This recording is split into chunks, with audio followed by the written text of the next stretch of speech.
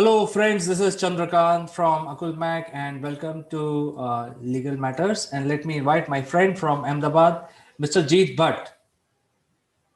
Thank you, Chandrakant, for inviting me and having me on this show. Jeet, what we would like to discuss is something which is aware. It's a common knowledge. Everybody is aware that our constitution is an evolving constitution, and the constitution itself allows amendment to itself. So I think we would like to discuss more around this. How this mechanism works, and what was the first amendment which made the constitution the way it appears today.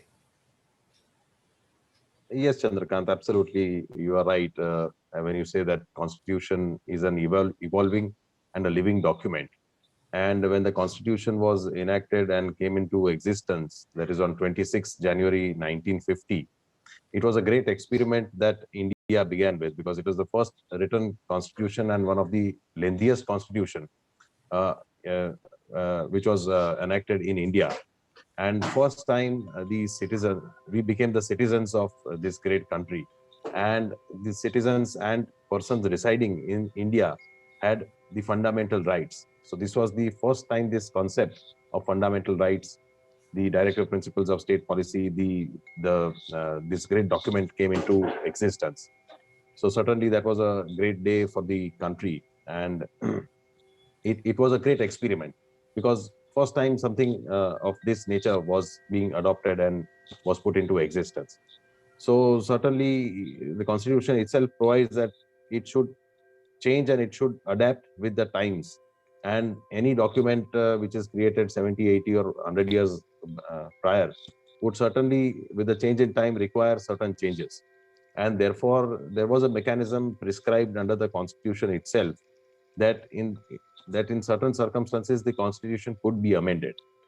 But this amendment of the constitution and the powers upon the parliament were of such a nature that not in every circumstance that the constitution should be amended, not every part of the constitution that could be amended, and there were certain inbuilt restrictions. But what happened is that when it came into existence, the first year of the Supreme Court, also because of the Constitution, the Supreme Court was also constituted and came into existence in the year 1950. And the interpretation of the Supreme Court at that time with regards to the fundamental rights and certain judgments were so much in favor of the citizens, because it again tried to restrict the government from controlling the freedoms that the Constitution itself had provided.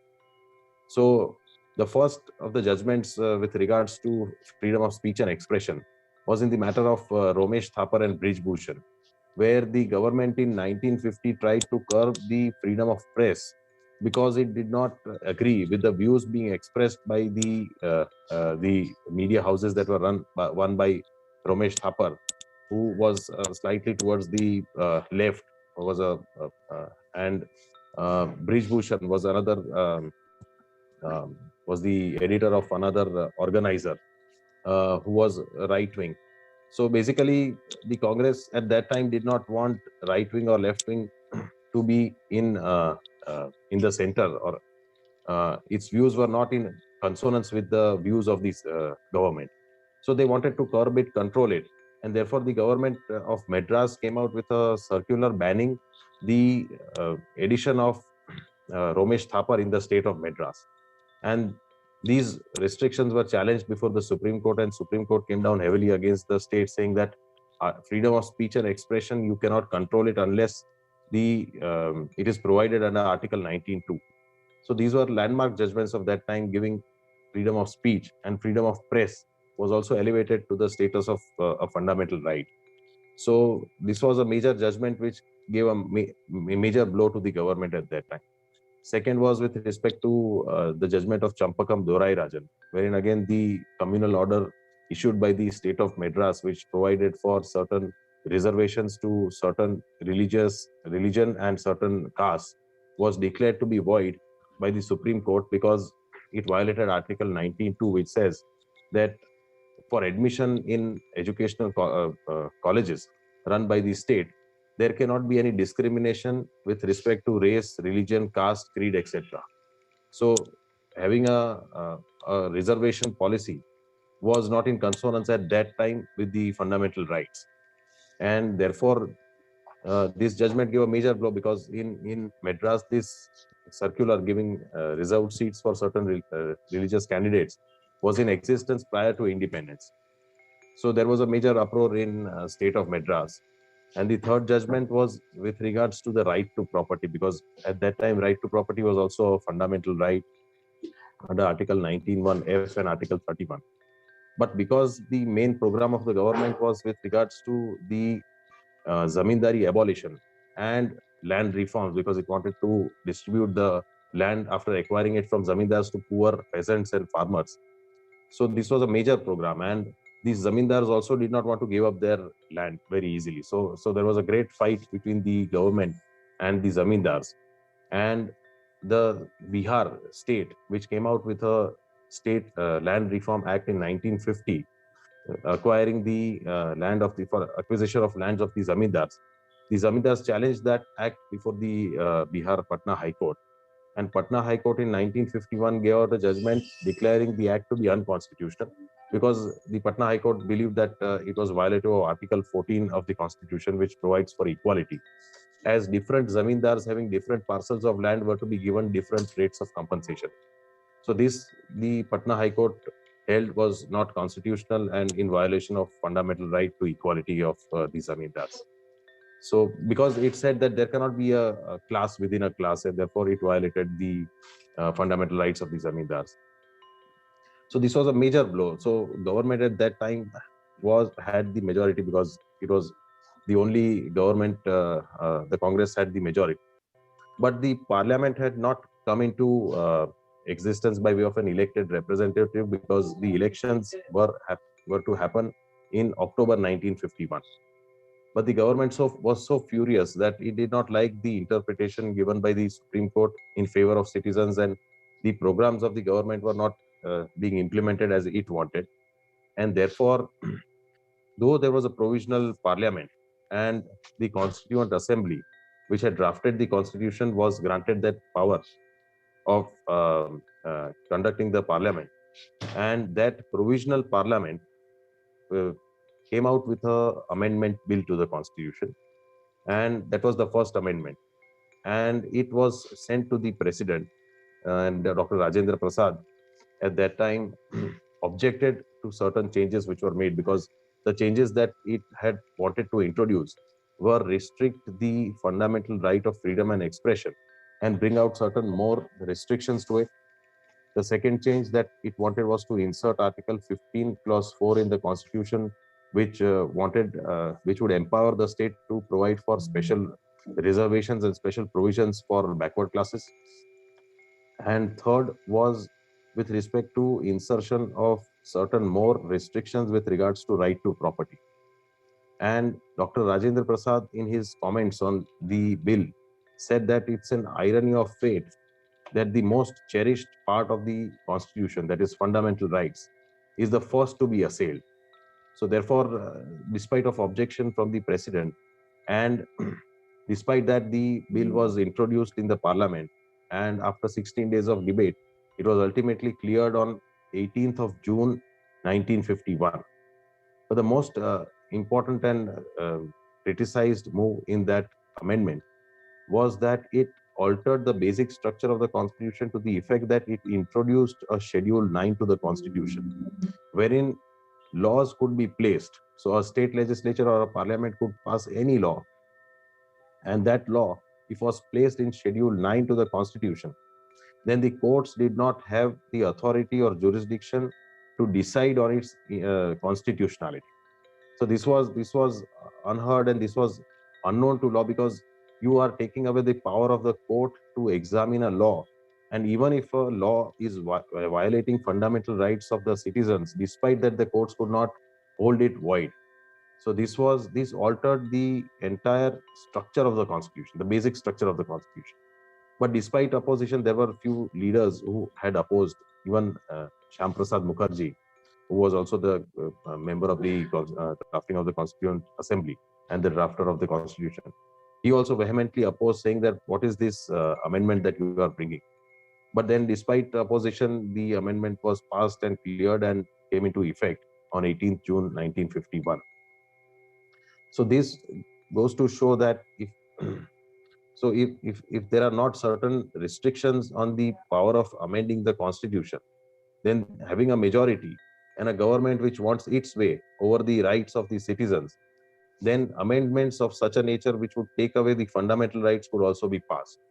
So thereafter, in a series of judgments of the Supreme Court, this battle began with regards to the supremacy of the parliament over the Supreme Court and the constitution. And several judgments of the Supreme Court at that time were nullified by bringing these sorts of amendments with retrospective effect. And ultimately, this matter was settled by a landmark decision of the Supreme Court, a 13-judge bench decision of the Supreme Court in Keshwanand Bharti in the year 1973, wherein the Supreme Court laid down that the basic structure of the Constitution cannot be changed or amended by the Parliament, and that power is not with the Parliament. So certain basic features of the Constitution, like the preamble, the Part 3 fundamental rights, uh, so these were the certain basic structures of the Constitution, the judicial review. So these basic structure of the Constitution could not be amended, and that power is not with the Parliament. But rest of the parts of the Constitution can be amended. So this is what the majority laid down in the landmark judgment of Keshwanand Bharti. But the first amendment did bring out a lot of changes, and later on there were several amendments to the Constitution. In fact, till date, there are more than 120 amendments which have been passed by the Parliament with respect to the Constitution in a short span of 70 years, which is unusual because we see the US Constitution, which is more than 200 years old. There are not more than 27 to 28 amendments, even after 200 years. So it is not to be easily amended. Only it can be amended if there are certain lacunas which the Parliament feels that are required and are of such a nature that it does not alter the basic structure. Then only a constitution can be amended. Well, I think the two countries which were formed at the same time in 1947, which is our neighboring country called Pakistan, and whether it is the first amendment or the second one, but I think we were successfully, as a nation, were able to abolish the jamidari system, as you said. And there was a mechanism which was also, I've heard from my forefathers that if there is a labor and he can show the payment receipt, the land will be his. And that is a kind of system that they came up with to bring equality. Otherwise, it was more of a feudalistic society. So I'm very happy that, in the neighboring country, the evolution of society has happened in a feudal manner. If you look at Pakistan, they were never able to demolish the zamindari system, and their whole politics and the entire social fabric is based on feudalism, whereas India has evolved. But because of this first amendment, what is your opinion? Did it change the way we do governance, or did it had any major impact on our governance systems? So yes, so with respect to our neighboring country, yes, you are right. We could abolish the zamindari system and also give land to the peasants and farmers who were tilling the land on that day, because otherwise there were big zamindars who were exploiting these farmers and peasants. So rather than a feudalistic society, we have certainly evolved and given the poor farmers the right over their property. So certainly that was a major victory. But what was a little disturbing aspect of that amendment was taking away the judicial review, because Schedule 9, inserting Schedule 9 and saying that any act, even if it violates fundamental right, would be out of judicial review, was not in consonance with the spirit of the Constitution. So ultimately, yes, the economic social policy of the government in abolishing the zamindari system, it was successful. But taking away the judicial review, the power of the Supreme Court to examine the law, was something which was extremely disturbing. And later on, it was rectified by the Supreme Court in the landmark judgment of Keshwanand Bharti. But it took 23 years, because from 1951 to 1974, there were several acts which were placed in Schedule 9. And Supreme Court also in 74 said that all acts till date placed cannot be judged, but any act after 1974 is placed into Schedule 9, then it can be decided by its constitutionality can be decided, and if it violates fundamental rights, then it can be declared to be unconstitutional. So that was a landmark decision. But till that time, taking away judicial review was not something in consonance with the spirit of the Constitution.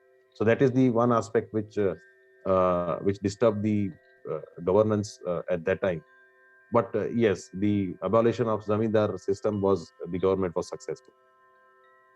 And also the reservation, because the reservation was also implemented, and we have the reservation applicable till today. So I think these two things, which were very important. However, I think you made a very good point, very pertinent point, that anything that we come up with, any amendment to the constitution, should be open to judicial review. And I think you're right by saying that before this landmark judgment of 1973, the highest number of amendments were done during that time, and after that 73, the amendments you mentioned about 100 and odd amendments, but I think those are fewer than what was done before that 73 judgment, isn't it? Yes, so around 43 to 44 amendments were passed till 77, 78, and 44th amendment, which took away the right to property from the part 3 of the Constitution, and it was brought into another as a constitutional right under Article 300A. But yes, so right to property was one of the most amended provisions in the Constitution. It went through a lot of amendments in order to ensure that the Zamindar system is abolished and the land reforms program of the government is implemented. Excellent. But with respect to yes. But with respect to reservation, what the Supreme Court said, it cannot be on religious lines. But certain backward classes, the reservation could be there, and it was always there under the Constitution, and even the constitutional debates provided for the reservation policy. So, Absolutely. but that judgment was yes, correct. Absolutely, Jeet. In fact, you put the whole perspective very correctly, and I think in a very simple terms. And all Indians, all of us should know what has happened from 1951, and how government acted, and what is the state of affairs today, so that we are more aware of our legal rights and duties. So thank you very much for explaining the first amendment, which was made in 1951 to our Constitution in so much of detail. Thank you very much, Chandrakant. Thank you for having me. So we will catch up again next week in legal matters. Until then, I'll say goodbye to you. Thank you. Goodbye.